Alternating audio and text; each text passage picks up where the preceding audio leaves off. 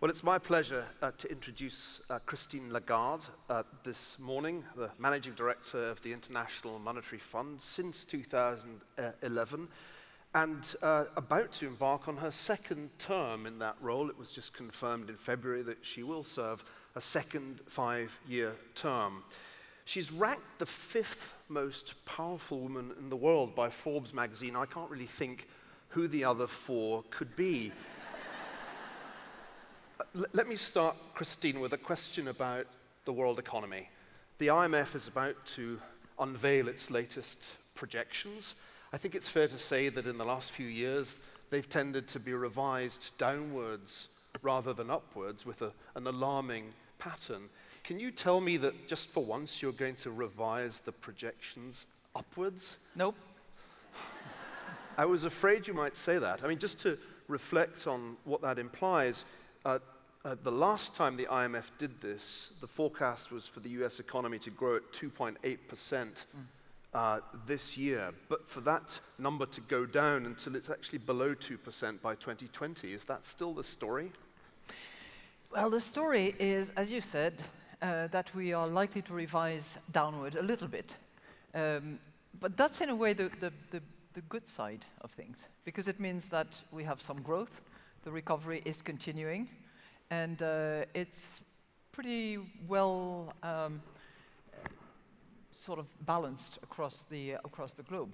The bad news is that with 3-ish percentage of growth, it's not enough. It's too weak, it's too low, it's too fragile. And what's more is that what we call the baseline, that's how we sort of see things panning out. The baseline is at risk because of some of the downside risks that we see on the horizon. And I'll mention 3 of them. One is the Chinese significant shift in their growth model. The second is the lower commodity prices, and we see those lower prices there for longer. And the third one is the financial tightening that results from the monetary policy decisions that are made, will be made, particularly by the Fed, because the economy is picking up a bit and strengthening in the US. And those are just the economic downside risks. I'm even more concerned personally about some of the geopolitical risks that we have, which have big economic consequences. And those, range from terrorism, refugees, pandemics, conflicts, and so on and so forth. And what is very peculiar about the current situation is that those risks, the geopolitical as well as the pure economic risks, they are completely without borders. So what happens in one country is going to have ripple effects in other countries. We used to have a world where what was decided by the Fed would have an impact elsewhere, and we would focus on that. What happened in late 2015, early 2016, was totally different. We saw changes in China suddenly having ripple effects elsewhere in the world. So that situation is also changing as we speak, and the level of risks and the level of interconnectedness is ever so strong, while at the same time, and that's what's peculiar, which you know well, is that while we have these massive interconnected risks, at the same time, because of fear, because of uncertainty, because of lack of confidence, people are tempted to retire behind their borders and to say, let's just protect our turf. Let's just be behind our borders. Let's do things at home and never mind the rest of the world. Well, as it is, the rest of the world is not at your doorstep. It's with us. And we are, whether we like it or not, massively interconnected. Epidemics ignore borders. Financial crises ignore borders. Terrorists, as we sadly know, ignore borders as well. So my take on this is that we simply cannot choose that road which would seem comfortable of retiring behind our borders. We have to face that adversity and that potential for opportunities together. I want to come to some of those political risks that you just mentioned, but first maybe just one more economic question. You just gave a very impressive speech in Germany on what we need to do to counter this problem of slow growth. And you called for a three-pronged approach spanning structural, fiscal, and monetary measures. Yep. And I thought, why do three prongs remind me of something? And then I remembered Japan and Abenomics with its three arrows. The trouble is that Abenomics hasn't been producing exactly an economic miracle in Japan. So is there a danger that the three prongs may not work? Is Japan, in some sense, the shape of things to come for the whole global economy, a deflationary, low growth trap? That's what we should avoid, by all means. And I'm not going to delve into criticizing Abenomics and the sequence that has been adopted and the policy mix. But what we're suggesting here is, what we see now is monetary policy shouldering much of the burden, whether you look at actually Japan, the euro area, the Fed, the US. The central banks are carrying the burden. And they're adopting more and more unconventional monetary policies, moving into negative interest rate territories, which they have to do at the moment because the other two are lacking. Are lacking in terms of structural reforms, are lacking in terms of fiscal. And that's why we're saying it has to be the three-pronged approach, and it has to come together in terms of policy mix, because they will reinforce each other. If you do structural reforms only, you're possibly at risk. So you need to put a bit of the fiscal support behind the structural reform. And if you do monetary policy alone, you get to a point where, you know, how much more negative are you going to go in terms of interest rates? So you need the three together, and they need to be carried collectively by the policymakers around the world. Now, I'm not saying that they should all do the same thing.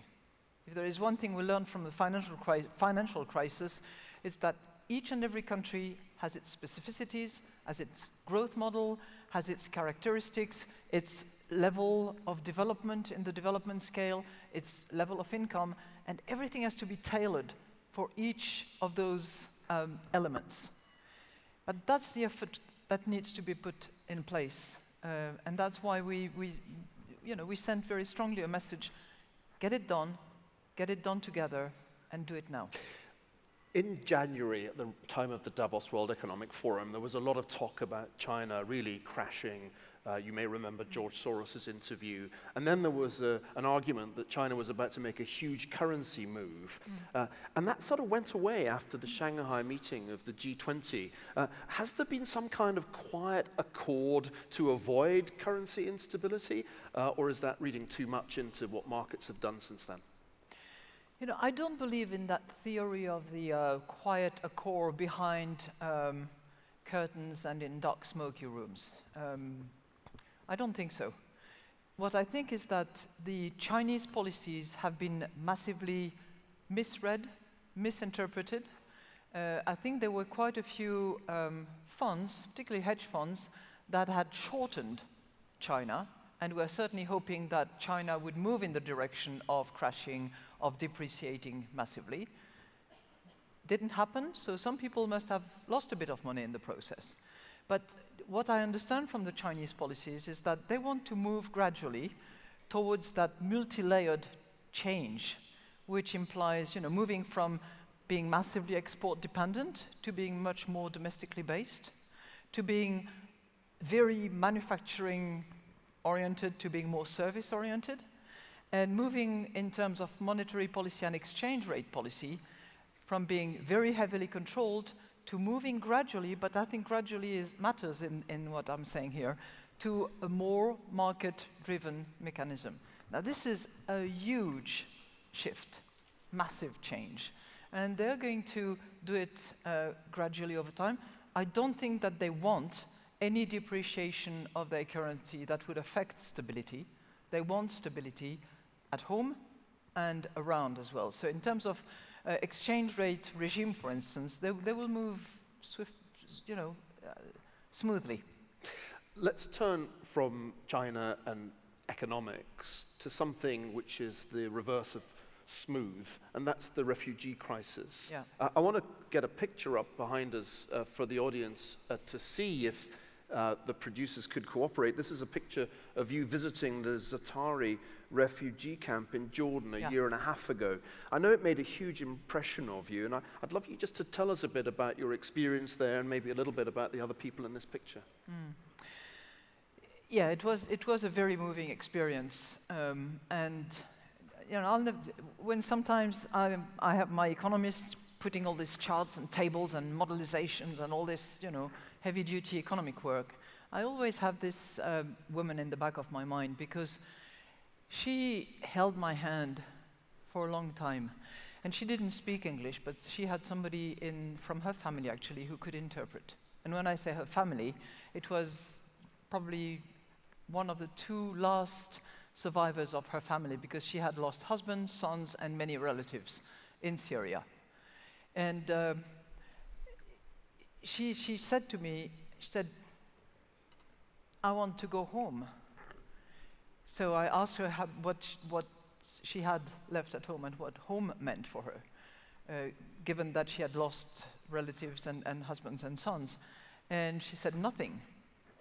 So I said, "Well, you don't have there's nothing left, right? No home, no walls standing." And she said, "No, everything has been destroyed." So I said, "Well, why do you want to go home then?" She said, "Because I want to touch my country's soil. I want to feel it. I want to be at home." And she said to me, she said, "I hope you're going to help me."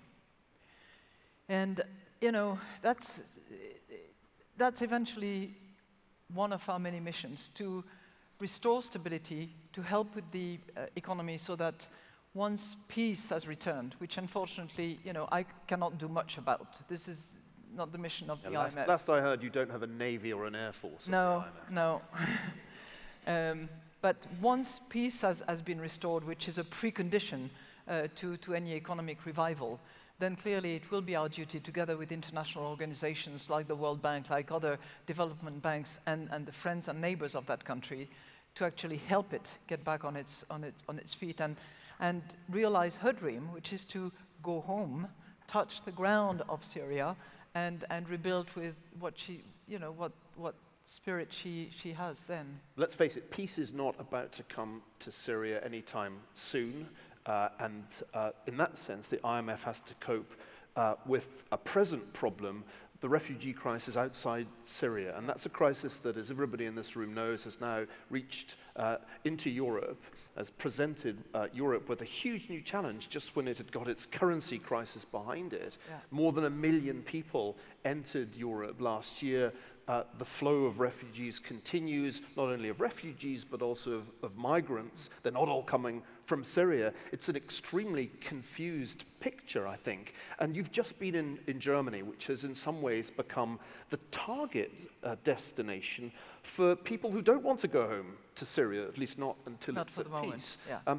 Give us a sense of how you think another powerful woman, perhaps she's in that top 5, Angela Merkel, has dealt with this extraordinary crisis, which now dominates political life in Germany.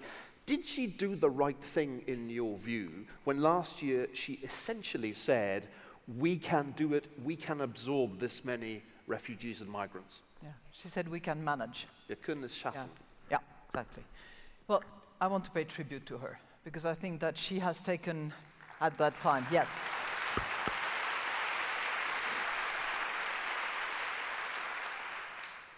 She has taken the moral high ground at that time, and she was isolated, frankly, which is one of the things that I'd love to touch on. But stepping back for a second, when I think about this issue, I think about Jordan. Quarter of its population, sorry, Lebanon first. Quarter of its population is now composed of refugees. Jordan, a lot of people living in Jordan are also refugees. Turkey, Tunisia. There are lots and lots of countries that are in the neighborhood that are absorbing with great difficulties, because they're not very rich countries. standards of living are low. They don't have the capacity, they don't have the infrastructure, they're not equipped for that. And then there is the further distance, which is Germany, which works like a magnet for all sorts of reasons, including the fact that there is low unemployment and there is reasonably high welfare benefits that, by virtue of German law, have to be made available to all. So whether you're a German worker who has worked 20 years in Germany, or whether you're a new refugee, with the refugee status, you are entitled to the same benefits. But they don't only come from Syria. They come from Syria, they come from Afghanistan, they come from Iraq, they come from Libya. And if you look at the sub-Saharan immediate string of countries just underneath the Maghreb countries, you have a lot of potential refugees that are also in those countries.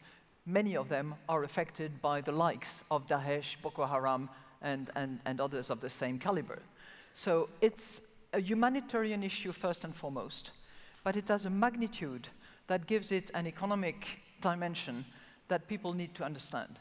Because when I'm with that woman, when I see photos, when I hear stories, your heart breaks. You want to cry.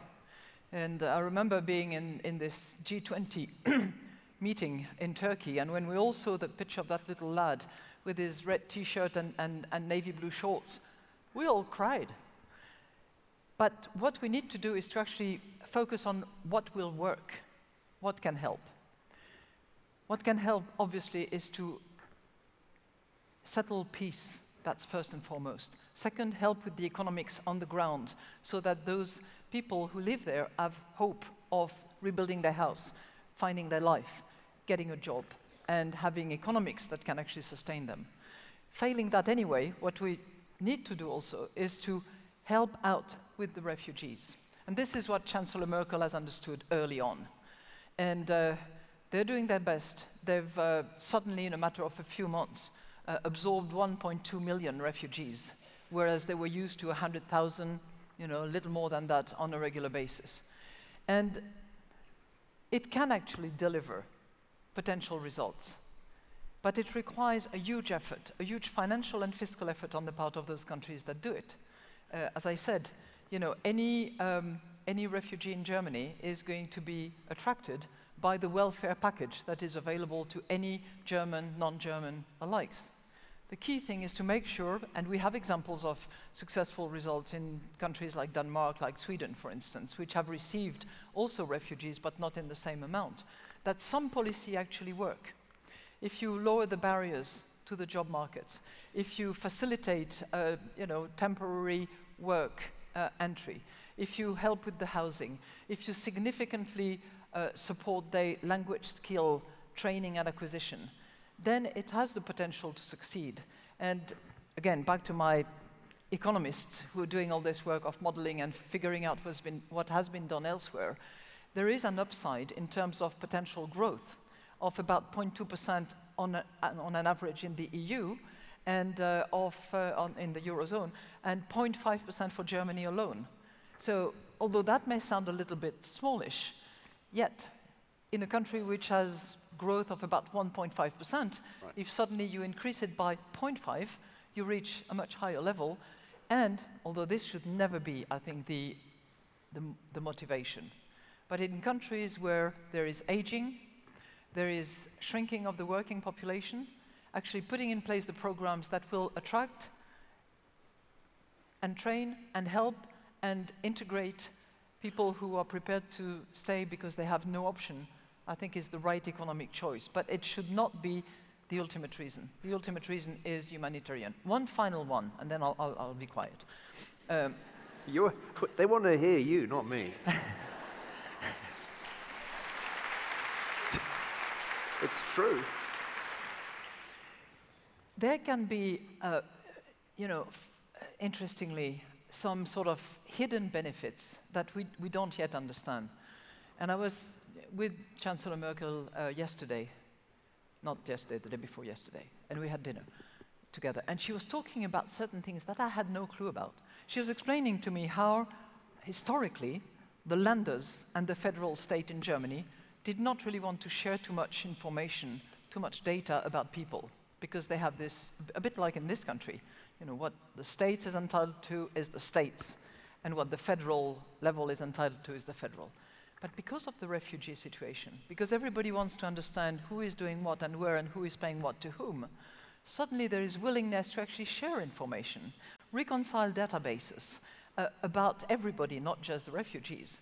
So that level of over to you, over to me, is gradually fading out as a result of the refugees. Second benefit, which I hope will come out of this, is a more united European approach to the asylum seeker status and regime.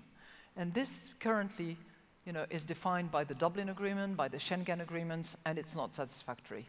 So the Commission is working at the moment on improving the status and helping share the burden, because it's not possible for one member of the zone to shoulder the whole burden and the fiscal burden of it.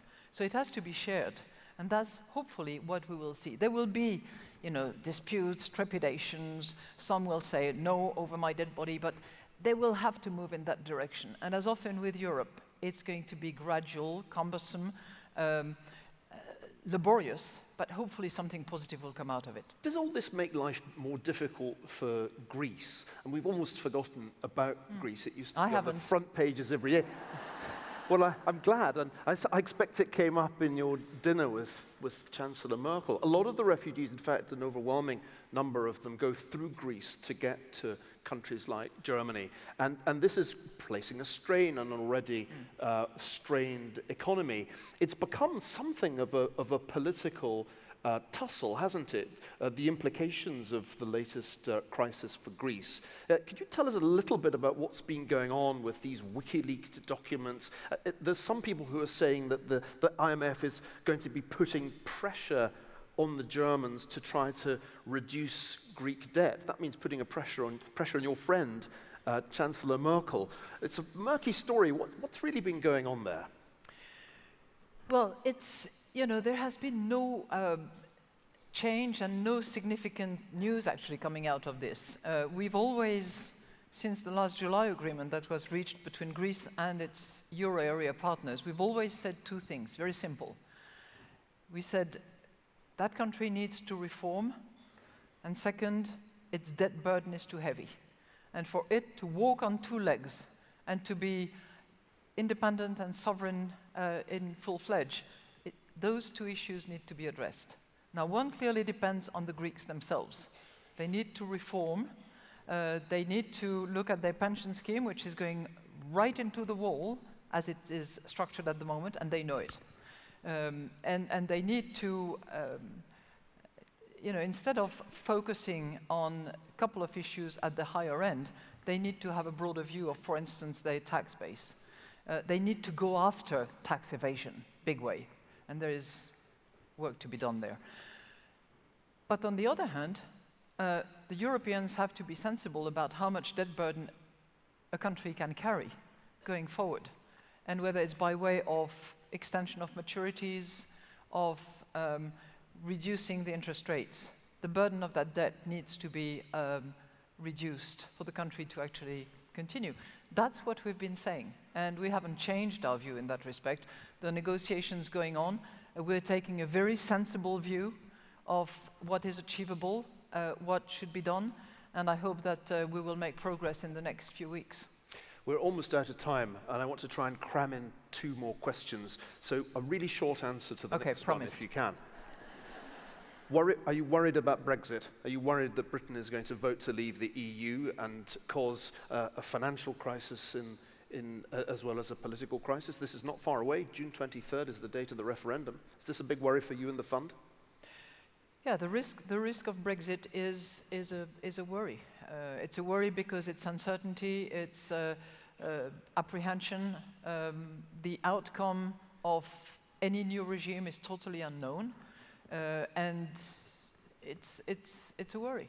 London is a big financial city, has huge links around Europe and around the world, and it's one of the risks that we have on the horizon as well. And I was not encouraged by the vote that took place this morning in the Netherlands. Yes, that's a very bad sign that Euroscepticism is becoming more and more of a force in Western Europe. We've got time for one last question and one last photograph, if the producers could give us a picture of you attending a recent economic forum. What is wrong with this picture?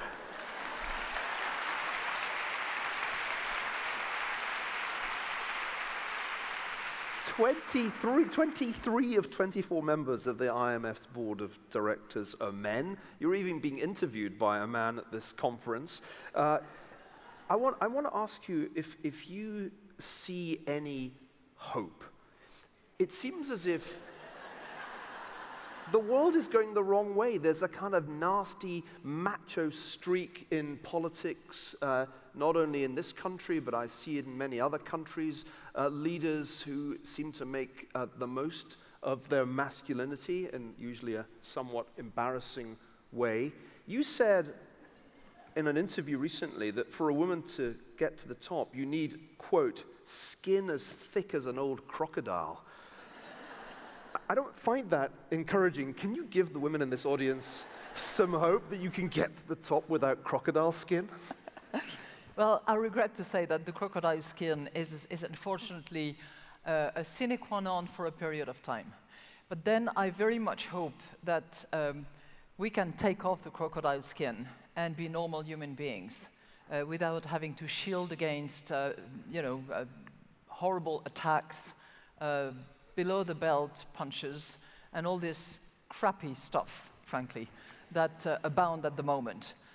Because I believe that diversity and what we represent as human beings should have a seat on a photo like that and at all tables. Because if not all views and all sensitivities and the what we believe in, the values we have are not represented properly and are not there, we're just missing half the skills, the talent, the views, the humanity that we so badly need at the moment. So I hope this photo changes. Yeah. Well, Christine Lagarde, nobody personifies better what women can do for the world than you. It's a pleasure and a privilege to interview you. Ladies and gentlemen, please join me in thanking Christine Lagarde.